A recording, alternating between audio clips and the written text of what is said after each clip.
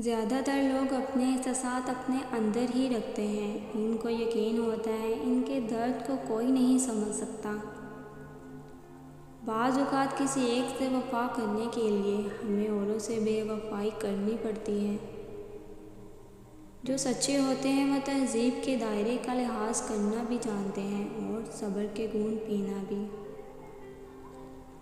آگے جانے والے پیچھے رہے ہوئے لوگوں کو کبھی یاد نہیں کرتے۔ عورت کو بھروسہ صرف اپنے محرم مردوں پر کرنا چاہیے۔ نامحرم مرد پر بھروسہ کر کے عورت رسوا ہی ہوتی ہے۔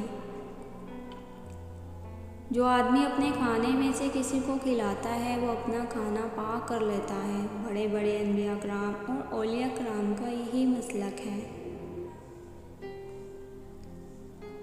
فکر کرنے والے مرد بہت کم ہوتے ہیں۔ اگر کسی مرد کو اپنی بیوی کی فکر رہتی ہے اس کا مطلب یہ ہے وہ اس سے سچی محبت کرتا ہے۔ نفرت کرنے میں وقت نہیں لگتا، محبت کو سمجھنے میں کافی وقت لگ جاتا ہے۔ رشتے کو توڑنا بہت آسان ہے، اصل سمجھداری یہ ہے کہ کچھ بھی ہو جائے درگزر کر کے محبت کو قائم رکھا جائے، ورنہ رشتہ ختم کرنے کا پچھتاوا آپ کو زندگی بھر سکون سے نہیں سونے دے گا۔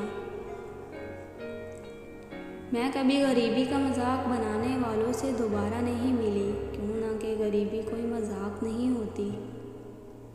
اگر لڑکی کو آپ کی باتوں سے فرق پڑتا ہے، آپ کے لیے اس کی آنکھوں میں آنسو آئے ہیں، یقین مانیں وہ آپ سے بہت محبت کرتی ہے۔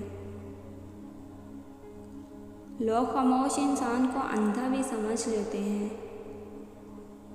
ہیرو بھی ہیروئن تک پہنچنا چاہتا ہے اور ویلن بھی، صرف راستے کے انتخاب سے ایک ہیرو ٹھہرتا ہے اور دوسرا ویلن۔ کچھ لوگوں سے محبت کرنا بھی خود کو اذیت دینے جیسا ہوتا ہے۔ یاد رکھو جب تم کسی کو کھو رہے ہو تو خود کو سنبھال لینا، ایسا نہ ہو کہیں تم خود کو کھو دو۔